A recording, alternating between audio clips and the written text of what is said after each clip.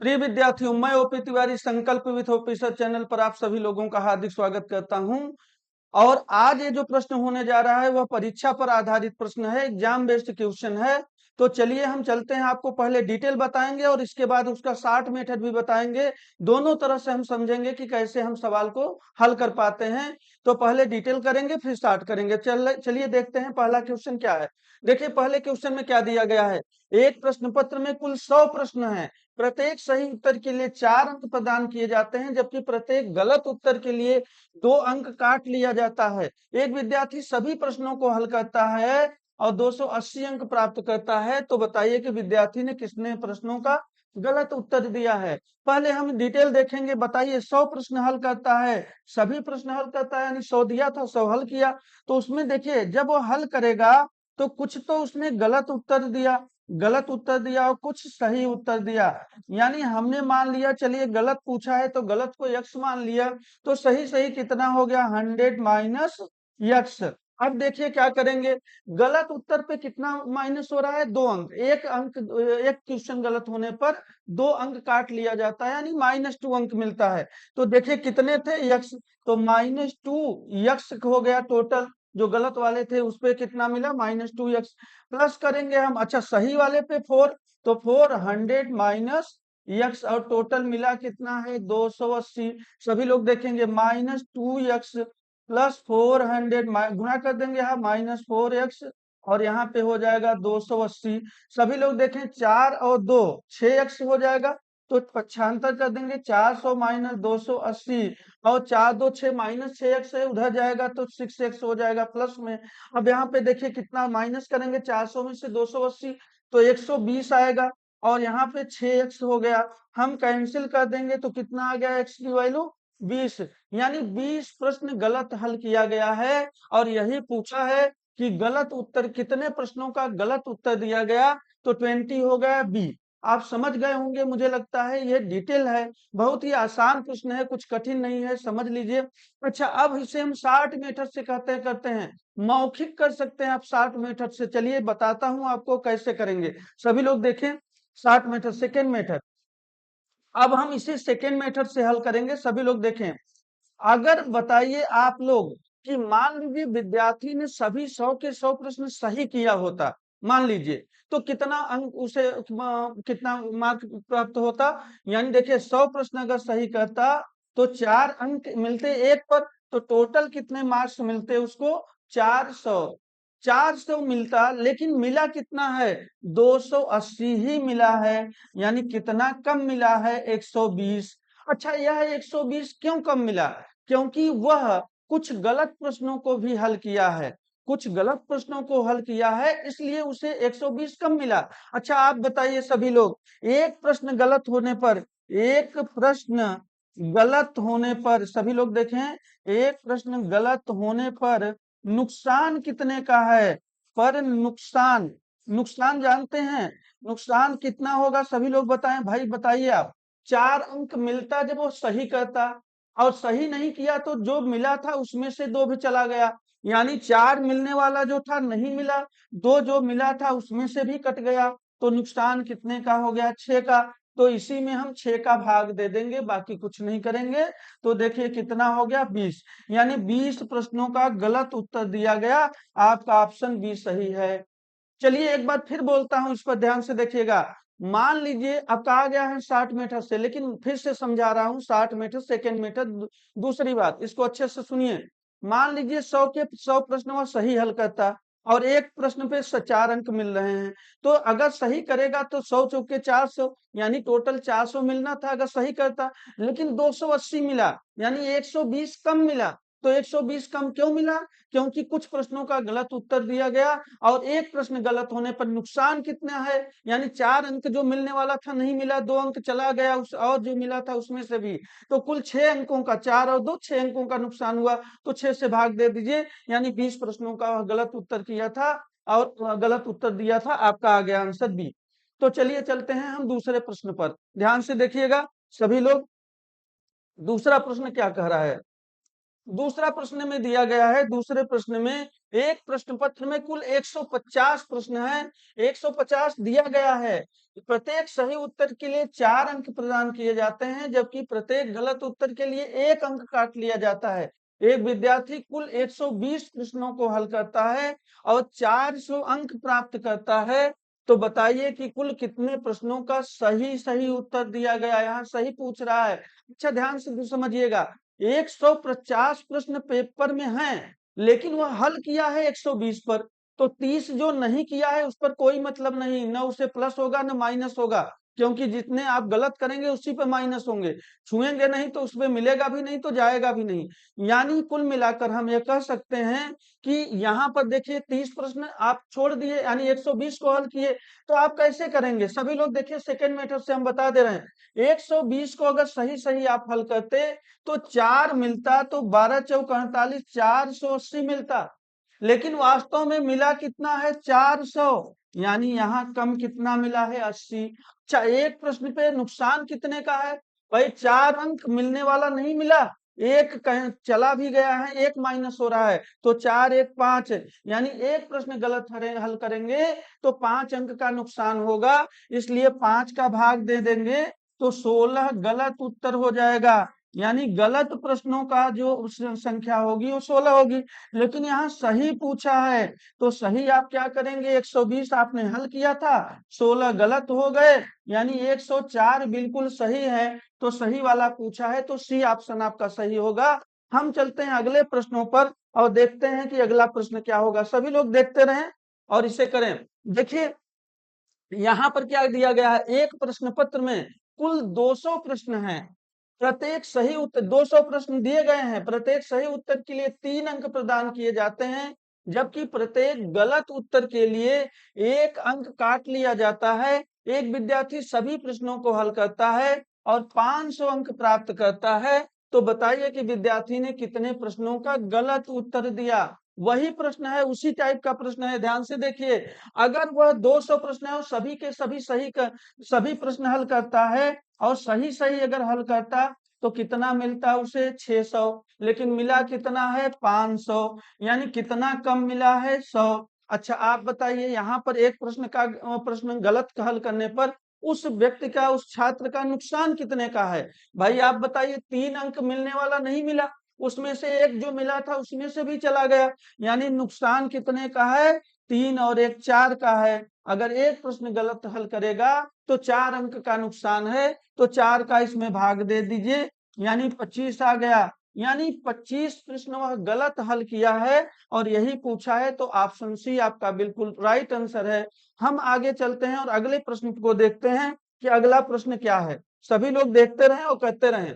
देखिए अच्छा, अगला प्रश्न, यहाँ टाइप चेंज हो गया। देखिए जिस अभी जो हम क्वेश्चन लगवा रहे थे वहां आप समझ गए होंगे, उतने क्वेश्चन मैंने दे दिया, उस पर अभ्यास करिएगा। और मैं एक बात बता दूं आपको, जैसे ही नंबर सिस्टम समाप्त होगा, मैं टेलीग्राम पर पूरे जितने टाइप के क्वेश्चन लगवाया हूं सब पर खूब प्रश्न दे दूंगा। जो प्रश्न पूर्व में आ चुके हैं और जो संभावना है आने की, उन सभी प्रश्नों को दूंगा और काफी प्रश्न रहेगा, तो आप उस पर अभ्यास करिएगा, उसका आंसर भी दिया रहेगा। तो अभ्यास करके आप चेक कर सकते हैं कि हाँ हम कर पा रहे हैं कि नहीं। तो आप निश्चित रूप से आप कहाँ जुड़ जाइए? टेलीग्राम में जुड़े रहिए आप, जिससे कि हम वहां अगर पीडीएफ दें तो आपको मिल जाए। चलिए हम आगे चलते हैं और देखते हैं कि क्वेश्चन नंबर 4 क्या कर रहा है। टाइप चेंज है। एक विद्यार्थी किसी एक विद्यार्थी को किसी संख्या में 5/3 से गुणा करने के लिए कहा गया, किंतु गलती से उसने 3/5 से गुणा कर दिया, जिससे उसका उत्तर सही उत्तर से 48 कम प्राप्त होता है। तो बताइए कि उस संख्या का मान क्या है जिसमें विद्यार्थी को गुणा करने के लिए कहा गया। बहुत ही अच्छा प्रश्न है, कई बार पूछा गया है। तो ध्यान से देखिए, आप सीधी सी बात है, मैंने मान लिया संख्या x, माना संख्या x है, संख्या बराबर x। अब बताइए x में गुणा करना है, अगर सही सही गुणा करता तो x में 5/3 से गुणा करता, बिल्कुल। और मान लीजिए वह गलत गुणा किया है, तो क्या किया है? x में 3/5 से गुणा कर दिया या गलत कर दिया। तो कह रहा है कि गलत कर दिया, जिससे उसका उत्तर सही उत्तर से 48 कम। जैसे देखिए बनाएंगे कैसे प्रश्न, हम आपको दिखा रहे हैं। सही उत्तर यही है ना, इससे 48 कम, तो इसमें 48 कम कर दीजिए, यानी सही वाले में 48 कम प्राप्त होता तो आपका ये उत्तर हो जाता। अब देखिए कह रहा है कि वह बताइए संख्या क्या होगी, तो अब आप इसे पक्षांतर करके लगा लेंगे। देखिए 5x/3 minus 3x/5 equal to 48। अब यहाँ हल करिए, देखिए यहाँ पे 15 आ जाएगा, 15, 3 पचे 15, यानी ये 25x हो गया, और ये 5 3 15, 9x हो गया, इधर 48 आ गया आपका। फिर इधर देखिए हम यहाँ पे हल कर देते हैं, 25x में से 9x घटाएंगे, कितना हो जाएगा 16x, और बटे हो जाएगा 15, और इधर है 48। देखिए 16 तिया 48 कैंसिल, यानी x इक्वल टू 15 तिया 45, यानी आपका आंसर आ गया कितना 45। ये है ए में आपका। तो आप समझ गए होंगे, ये क्वेश्चन भी आसान क्वेश्चन है। हम अगले सवाल पे चलते हैं और देखते हैं कि अगला प्रश्न क्या होगा। सभी लोग देखते चले। Question number 5। क्वेश्चन नंबर 5 में क्या कहा जा रहा है, देखिए कह रहा है कि एक विद्यार्थी को किसी संख्या में 7/5 से गुणा करने के लिए कहा गया, किंतु गलती से वह 7/5 का भाग दे देता है। देखिए अच्छा, यहाँ कंफ्यूज मत होइएगा। यहाँ कह रहा है 7/5 से गुणा करने के लिए कहा गया, लेकिन 7/5 से भाग कर दिया, यानी कुल मिला के कह वही रहा है कि 5/7 से गुणा। भाई आप बताइए, कोई संख्या x है और अगर उसमें 7/5 से आपने गलती से भाग कर दिया, इसका मतलब क्या हुआ कि x में 5/7 से गुणा कर दिया आपने, तो यही मतलब हुआ। तो उसी को उलट करके बोल दिया, दे रहा है भाग बोल रहा है, यानी उल्टा गुणा हो जाएगा। तो देखिए माना संख्या x है, तो x में कहा क्या गया था, 7/5 से गुणा करने के लिए कहा गया था, लेकिन गलती क्या किया उसने, x में 5/7 से गुणा कर दिया, जिससे प्राप्त उत्तर सही उत्तर से 96 कम है। तो -96 करिए, यहाँ पे -96 96। अब देखिए 7x/5 इक्वल, यहाँ पे हो जाएगा -5x/7 और इक्वल टू हो जाएगा 96। देखिए 35 हो जाएगा, 5 सत्ते 35, यानी 49x माइनस यहाँ पे हो जाएगा 25x। सभी लोग देखते रहे 96। अब यहाँ पे बताइए आप, 49x में से 25x घटाएंगे तो आपका कितना हो जाएगा, 24x/35 हो जाएगा, और इक्वल टू हो जाएगा 96। इसे कैंसिल कर दीजिए, देखिए यहाँ 4 बार जाएगा, कैंसिल हो जाएगा, तो x की वैल्यू हो गई 35 × 4, यानी 140 हो जाएगा, और 140 कहाँ है, ए ऑप्शन में है। तो आपका यह क्वेश्चन भी हल हो गया, और मुझे लगता है कि आप समझ रहे होंगे। आप कमेंट जरूर करके बताइए कि चीजों को समझ में आ रहा है कि नहीं, आप इसे कमेंट करिएगा। चलिए हम आगे चलते हैं और देखते हैं कि अगला प्रश्न हो क्या होगा। सभी लोग देखें, एक विद्यार्थी को किसी संख्या में 2/3 से गुणा करने के लिए कहा गया, किंतु गलती से उसने 3/2 से गुणा कर दिया, जिससे प्राप्त उत्तर सही उत्तर से 20 अधिक है। वो तो वह संख्या बताइए जिसमें गुणा करने के लिए कहा गया। देखिए यहाँ भी आप क्या करेंगे, यहाँ पे संख्या मान लिया आपने x, तो x मान लिया, तो x में क्या कह रहा है, 2/3 से गुणा। चलिए सही सही होता अगर करते आप, लेकिन क्या किया आपने, x में 3/2 से गुणा कर दिया। कह रहा है तो 3/2 से गुणा करने पर जिससे प्राप्त उत्तर सही उत्तर से 20 अधिक। अब ये सही वाला है ना, तो 20 अधिक का मतलब प्लस हो गया 20, और फिर इसे ऐसे लगा दीजिए बराबर, बाकी पक्षांतर कर लीजिए। देखिए 20 इक्वल टू 3x/2, ये उधर जाएगा माइनस हो जाएगा 2x/3। यहाँ देखिए एलसीएम 6, 2 3 6, यानी 9x हो गया, 3 दूना 6, यानी 4x हो गया। अच्छा ये हो गया 20। अब यहाँ पे सभी लोग देखिए 9x - 4x यानी 5x, और अपान हो जाएगा 6, और इधर कितना है 20, तो आप कैंसिल कर दीजिए 4, यानी x की वैल्यू 6 में 4 का गुणा करिए 24 आ गया, यानी 24 आपका आंसर होगा। और कौन सा आंसर है, डी। तो बिल्कुल राइट आंसर है डी। चलिए हम अगले सवाल पे चलते हैं और अगला क्वेश्चन देखते हैं कि अगला क्वेश्चन क्या है। देखिए अगला क्वेश्चन यहाँ पे देखिए, यहाँ टाइप चेंज हो गया है, टाइप चेंज हुआ है। सभी लोग देखें क्या कर रहा है, एक विद्यार्थी को किसी संख्या में 3 का गुणा करने के लिए कहा गया, यदि उसके गुणनफल का प्रत्येक अंक, ध्यान से देखिएगा, प्रत्येक अंक 7 प्राप्त हो, तो वह छोटी से छोटी संख्या बतानी है, क्या होगा। बहुत ही अच्छा प्रश्न है, ध्यान से देखिए। माना संख्या यक्ष है, तो यक्ष अगर संख्या मान लिया और 3 का गुणा करने के लिए कहा गया था, कर दिया। कह रहा है गुणनफल का प्रत्येक अंक 7 प्राप्त हो। अब कितनी बार 7 आएगा ये नहीं बताया है, यानी 7 आएगा तो आप इसको कर लीजिए 7। अब बताइए अगर यक्ष निकालना होता तो आप क्या करते? 7 7 7 में भाग देते किसका? कितनी बार है ये नहीं पता है, आप किसका देते? 3 का। अच्छा, 3 का भाग देंगे और जब तक भाग जाता रहेगा तब तक देंगे, वही से छोटी छोटी संख्या होगी। क्या होगा देखिए, हम भाग देते हैं, यानी 7 7 7, यहाँ पे हमने भाग दिया किसका? 3 का। देखिए 3 दूना 6, 1 आ गया, 3 पचे 15, यहाँ पे ध्यान से देखिए। और यहाँ पे 2 आ गया, फिर 7, 3 27, यही कैंसिल हो गया तो ठीक है। अगर कैंसिल ना होता तो हम फिर आगे चलते रहते। अगर जहां कैंसिल हो जाए वहीं रुक जाइए, और हमारा आंसर मिल गया कितना? 259। यानी 259 में जब हम 3 का गुणा करेंगे तो जो आंसर प्राप्त होगा, जो गुणनफल प्राप्त होगा, केवल 777 प्राप्त होगा। तो चलिए देखते हैं कौन सा आंसर होगा, डी। तो आप मुझे लगता है समझ गए होंगे। हम अगले प्रश्न पे चलते हैं और देखते हैं कि अगला प्रश्न क्या होगा। सभी लोग देखें, कह क्या रहा है? कह रहा है एक विद्यार्थी को किसी संख्या में 13 से गुणा करने के लिए कहा गया। यदि गुणनफल का प्रत्येक अंक 1 प्राप्त हो तो बताइए कि वह छोटी छोटी संख्या क्या होगी। यहाँ भी वही है, अब वहां बार बार मानेंगे नहीं, सीधे सीधे आप लगा दीजिए, समझा चुका हूँ।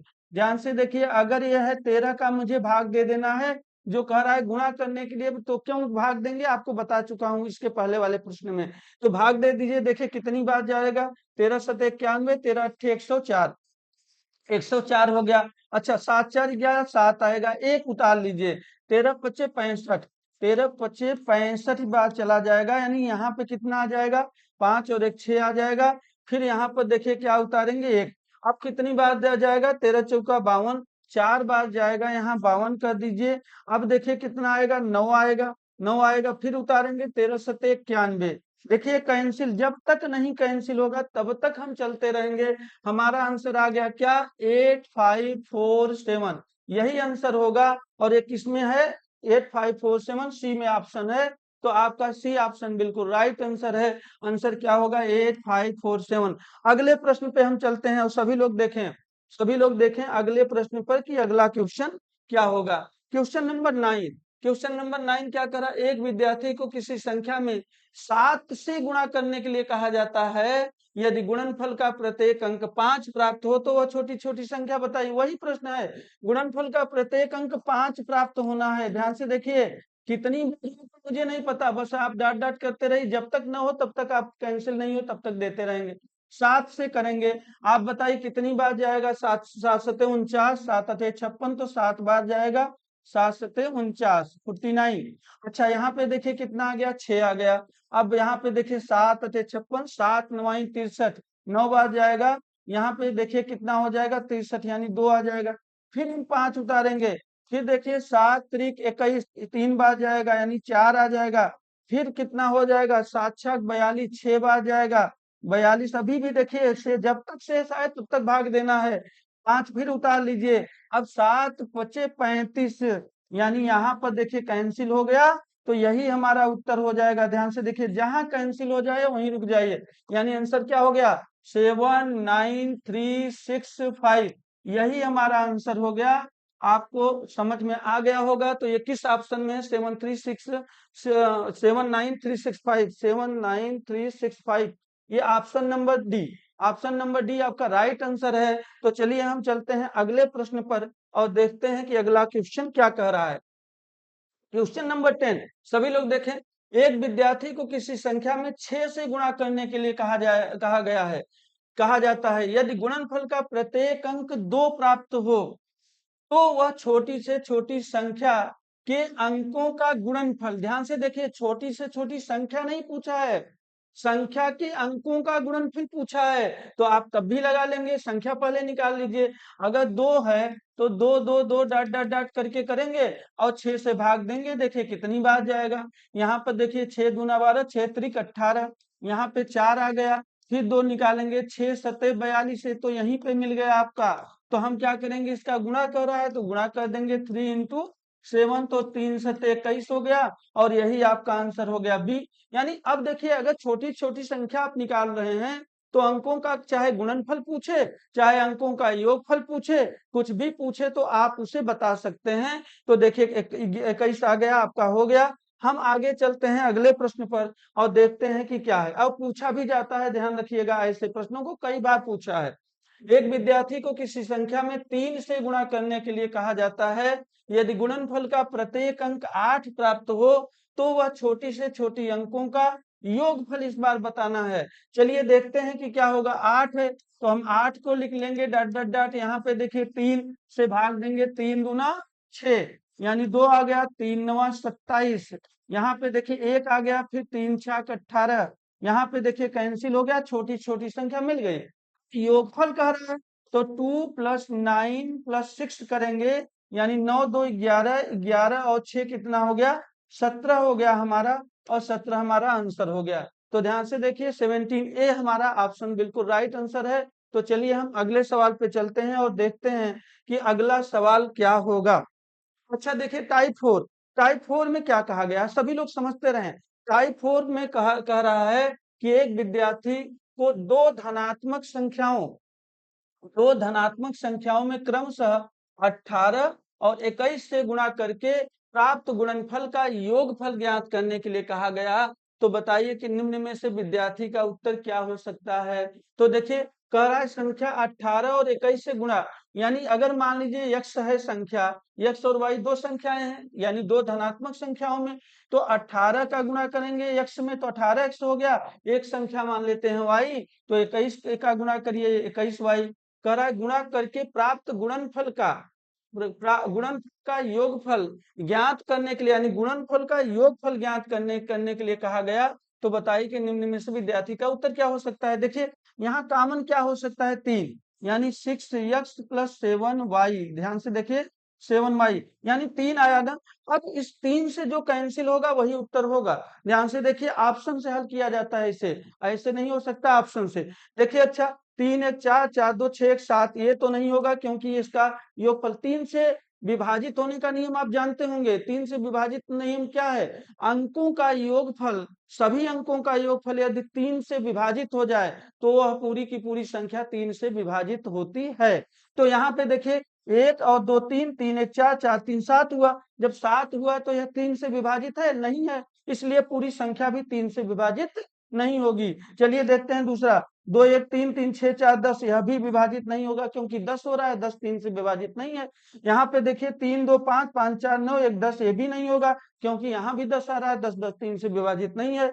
तो 3 3 6, 6 4 10, 10 2 12, 12 3 से विभाजित होगा, इसलिए यह पूरी की पूरी संख्या विभाजित होगी और यही हमारा आंसर होगा। चलिए हम देखते हैं अगले सवाल को।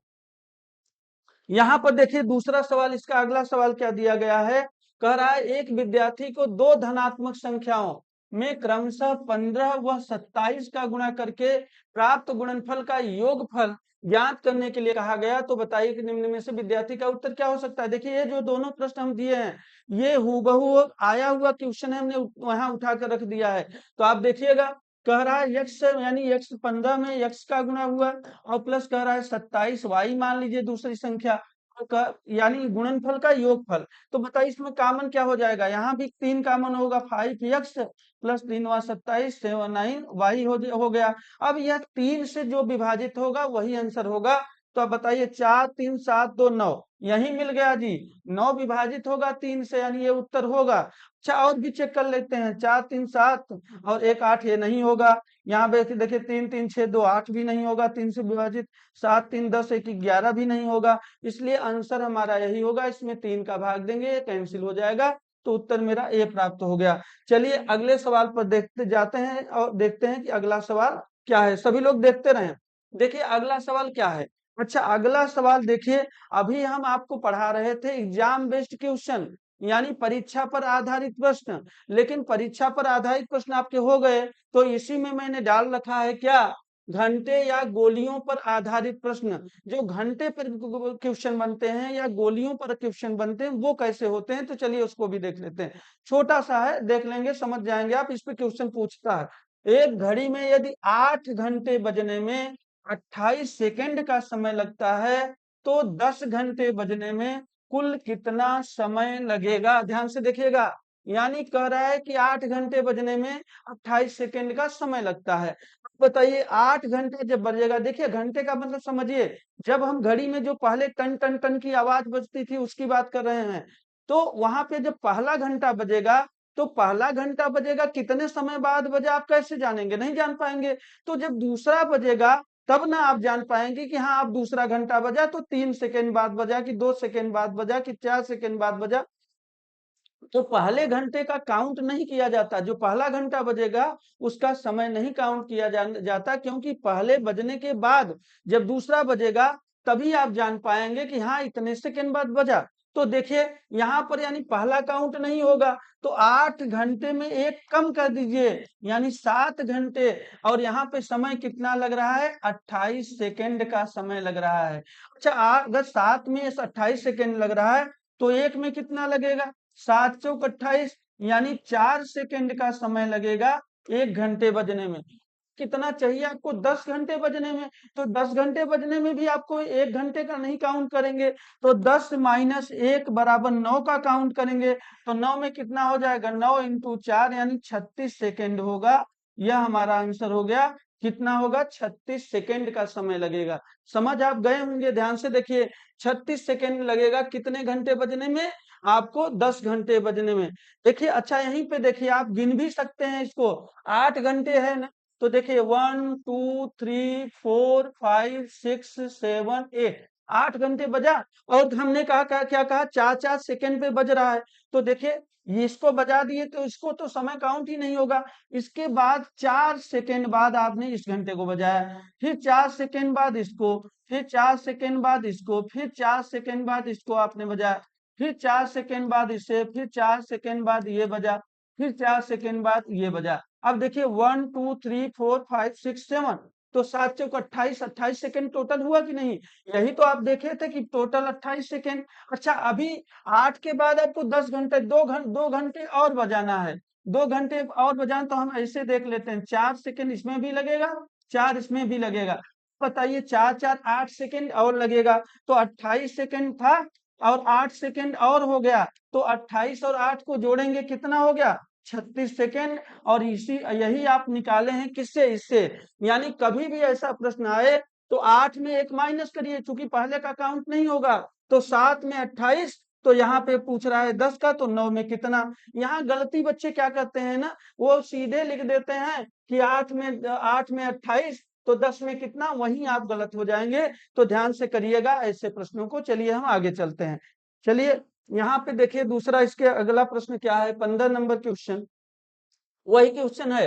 एक घड़ी में यदि 10 घंटे बजने में कुल 36 सेकंड का समय लगता है, तो बताइए कि 12 घंटे बजने में कितना समय लगेगा? मौखिक प्रश्न है। देख रहे हैं, 10 घंटे बजने में 36, यानी 10 में से 1 घटाइए, 9 9 चौक 36, यानी 1 पर 4 लगेगा, तो 12 में करना है, तो 11 चौक 44, 44 सेकंड। यहाँ पेन उठाने की जरूरत ही नहीं है, आपको समझाने के लिए बता रहा हूँ। चलिए फिर देखिए हम क्या करते हैं, 10 में से 1 घटा दीजिए, 9 हो जाएगा। तो 9 में कितना? 36, तो 9 चौक 36, यानी 1 में कितना? 4। अब पूछ कितना रहा है? 12 में, तो 12 में से भी 1 घटाइए, 11 में चाहिए, तो 11 इंटू क्या करेंगे? 4, ये 4 का गुणा कर देंगे, 44 सेकंड आ जाएगा। बिल्कुल राइट आंसर आपका हो गया। तो मौखिक प्रश्न है, आप इसे हल कर लीजिए। चलिए देखिए इसके अगला प्रश्न क्या है। देखिए अगला प्रश्न क्या है, यहाँ पे दिया गया है एक सिपाही को 12 गोलियां चलाने में 33 सेकंड का समय लगता है, तो बताइए कि 20 गोलियां चलाने में कितना समय लगेगा? अच्छा देखिए चीजें वही है, चाहे घंटा बजे चाहे गोलियां चलाइए, लगभग वही। आप बताइए गोली जब चलेगी, तो एक गोली चलेगी तो पहले गोली कितने समय में चला, कैसे का समय काउंट होगा? जब हम दूसरा चलाएंगे तब न समय काउंट होगा कि हाँ 3 सेकंड, 4 सेकंड, 5 सेकंड बाद गोली चली। तो इसमें भी वही नियम लागू है, वही चीजें हैं, केवल गोली पर दे दिया गया है। यानी 12 गोलियां चला रहा है, तो एक का तो समय काउंट होगा नहीं। तो यहाँ 11 पे कितना होगा? 33, तो एक कितना होगा? 3 सेकंड। अच्छा 20 गोलियां का पूछा है, तो यहाँ भी एक काउंट नहीं होगा, 19 का।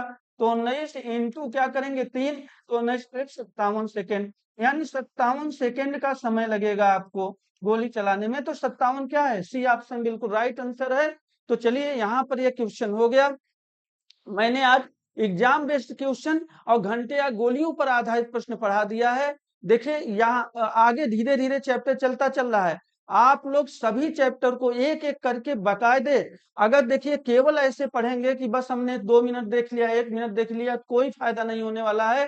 पूरा का पूरा वीडियो भगा भगा के मत देखिए, नहीं तो पढ़ने आए हैं आप, कोई ऐसा मनोरंजन वाली चीज नहीं देख रहे हैं कि बस भगा भगा के देख लिया। पढ़ने आए हैं तो कायदे से नोट्स बनाकर पढ़िए और तभी आप उसका लाभ ले पाएंगे। एक एक चीजों को पढ़िए। अब तो आपको वीडियो मिल गया, आप 2-3 बार रिवीजन कर सकते हैं और अपने एग्जाम के साथ एग्जाम के समय पर प्रिपेयर हो सकते हैं पूरी तरह। तो मेरा पूरा मेहनत सफल हो, इस तरह से पढ़िए। चलिए हम यहाँ पे क्लास समाप्त करते हैं। धन्यवाद।